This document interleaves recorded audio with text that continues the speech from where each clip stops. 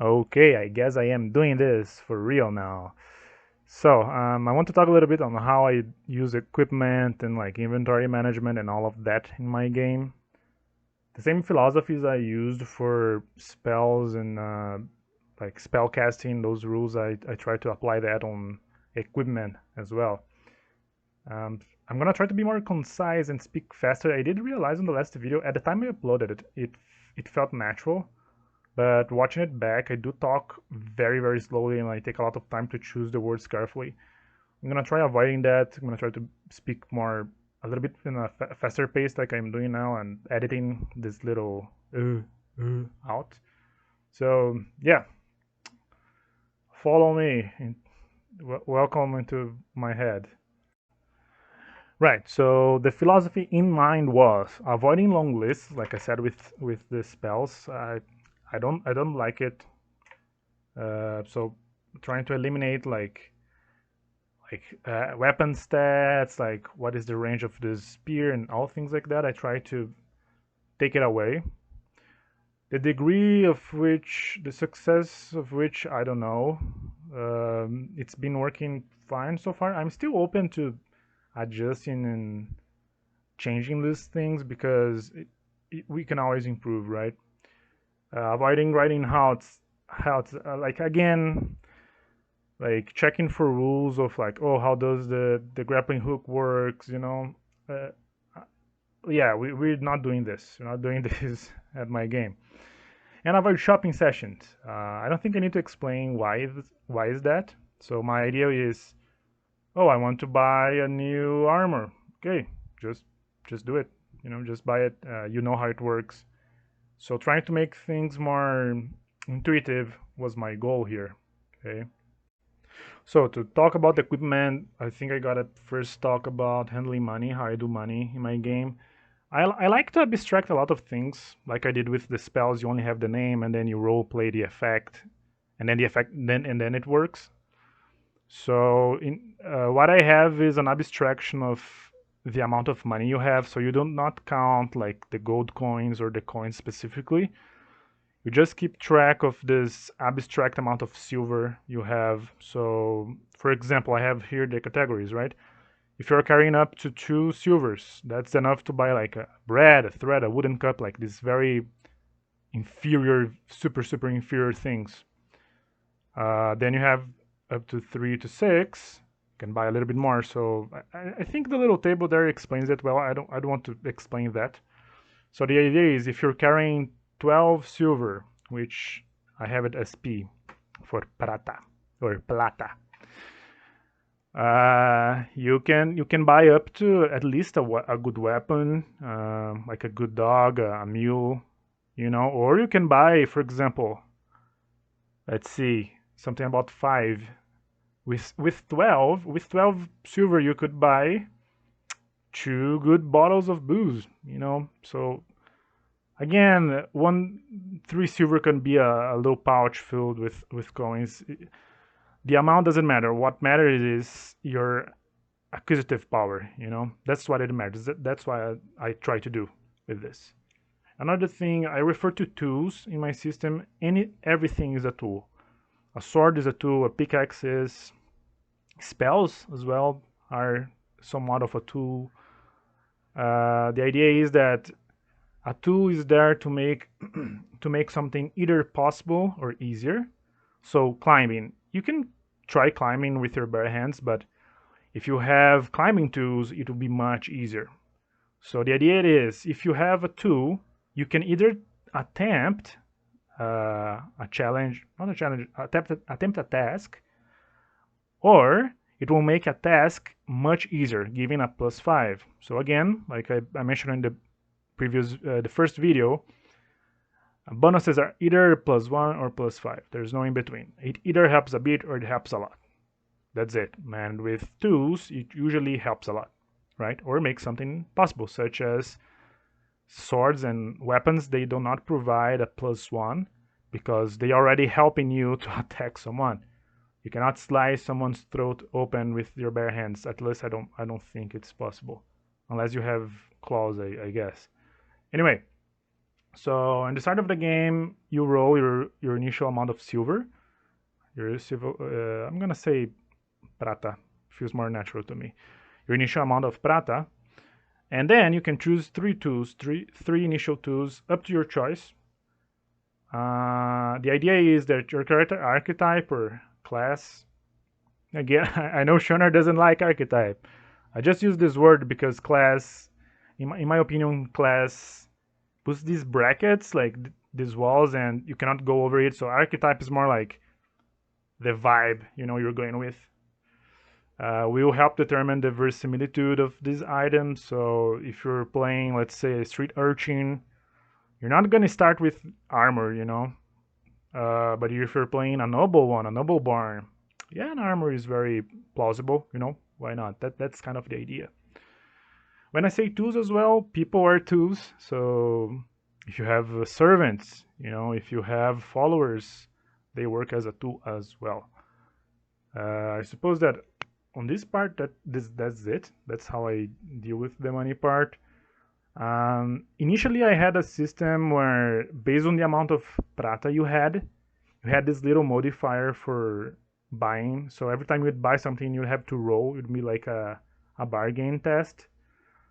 It was it was cool. It was fun, but I realized that again, it was dragging the game down. Everything had to stop because we had to make a roll, and so I did it away with this mechanic. It was not helping the purpose of keeping the flow of the game, you know. But yeah. With that being said, like how do we do the thing? Let me take you here. Let me again move myself down here. Oh, here. Yeah. So on my equipment list, I will show it a little. I did not translate it because my Word doc is like 150 pages, and I don't want to translate everything. So I'm going to show you here some examples, and then I'm going to talk a little bit more about some other items, right? The idea is, though, when you're using tools, you want to role play that because tools have some traits or characteristics, just as characters do, right? Tall, that's a characteristic. Being tall is very helpful in some situations, but not so much in others. And the same thing with tools, right? They can be very good for certain situations, but in other situations they can be a problem. So, for example, let's say here a dagger, right? For 11p, you can buy a good dagger for 11p. What are the main characteristics of a dagger? It slices, or a knife, right? It's easy to hide on your boot, in your chest, or something, and it's very easy to throw. But here's the thing: although we have these traits written, these are obvious things, right? The idea is, again, you as a player, oh, I have a dagger. I'm gonna hide in my belt. You just, if you're playing with the mindset of I am the character and you're trying to, have this synesthesia where you're thinking and feeling like the character do, these uses will come intuitively. So that's why I said that I took away some of the stats, like how much does it weigh, what's the length, because if you're living the movie here in your head, these things become instinct, right? But I did write some traits because, again, it helps to have a starting point, right? So I have bludgeoning weapons, just a bludgeoning weapon. Like, there are many types of hammer, but they all do the same thing. If you have a very specific hammer that this big and one side has like a pike, then fine. Yeah, you have a pike. There is a name for that. I don't remember now. The historical weapon, like a pike in one end, like little point in the other, and a hammer, the head of the hammer. Then you don't only have the smashing trait with that, but also the piercing. No, and again, if you're role playing, if you're imagining your character, you're doing the thing, you can say like, oh, I whack it with the pointy end. Fine, and pointy ends, they pierce armor, so that's your mechanical advantage to it. So I try to incentivize my players to role play how they use the items, because that's where the +1, the +5, or the -5 will come in, right? Um, so the scatter effect, right? Because I have the blunderbusses. Again, I love flintlock and matchlocks, especially flintlocks. Uh, Most of the time, I'm not worrying about this. Like, you have 3 enemies in front of you. You shoot with the blunderbuss. It's gonna hit 3 of them. But I do have a mechanic where you can throw a d6, and the number on the d6 is how many targets you get to hit. You know, if you need to be more neutral in deciding what happens, I added this mechanic as well, like the fatal. So like poisons, if you have like a poison dagger and you hit, if it is a lethal poison, just one scratch is enough to end that character, which can also happen to your character, right? Uh, but yeah, on this part, I guess that's what I wanted to talk about. So yeah, this is my Word doc. Again, it's in Portuguese, my native language. I'm gonna let it roll a little bit. Some of the art I got from Pinterest, some are AI, some are made by me. I try to be time effective, so if I can find something good on the internet, I don't draw it.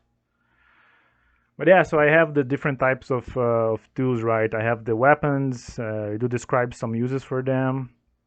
I did do some research on them to, give some context. Somehow some weapons were used, like how did people use crossbows.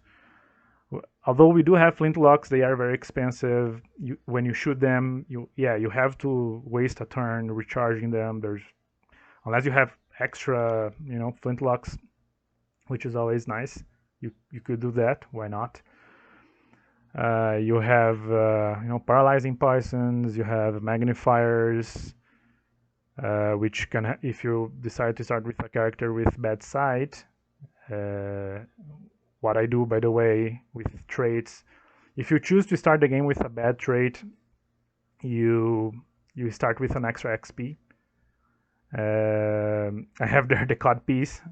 Again, on the Black Lodge Games thing with Streets of Peril, I joked about the codpiece, and then I immediately, I should do that. So the cat piece, it boosts your confidence, because it boosts your masculinity. So that's it. Animals as well. I have here Mercury. What else I have? Like cinnamon. So especially for the magic part, I did write some spices and things you could use to boost your magical effects. I think those are harder to, like role play if you already don't know a little bit about it. Different from like, I know how I would use a sword, right? Another thing like the Morning Star, which is a chain weapon. Again, if you're role playing, you can easily say that it's good for against shields, right? Because it goes above it. I did write it down there, but again, as a player, you should be thinking about these things. You should be like, imagine you are the character fighting, right? Like, what are all the tricks you can use to survive? Because again, you could die. I should have talked this on the first video, but the way I do combat as well, if you roll 2 1s, which is the best outcome, and which again is a 0.69% chance, you're dead. I mean, the character receiving an attack, he's dead. You don't roll a defense. The attacker lucked out. It's a flintlock hitting you in the temple. It is, slicing someone's throat. So when you go into combat, you must be aware that even if you're fighting someone very unskilled, they could end you on a lucky hit. So if you're going to attack someone, like, you need to be very, sure about that. But yeah, that's how I do using like tools or using items in my game. I don't have like how much does it weigh, how many can you buy. If the player says he wants to buy, for example, let me get something here. I do have ships. Oh, I want to buy. What is this? Oh, this one. Beijo de Sika, or Sika's Kiss, which is Sika is like one of the pagan gods. It's like a super poison, right?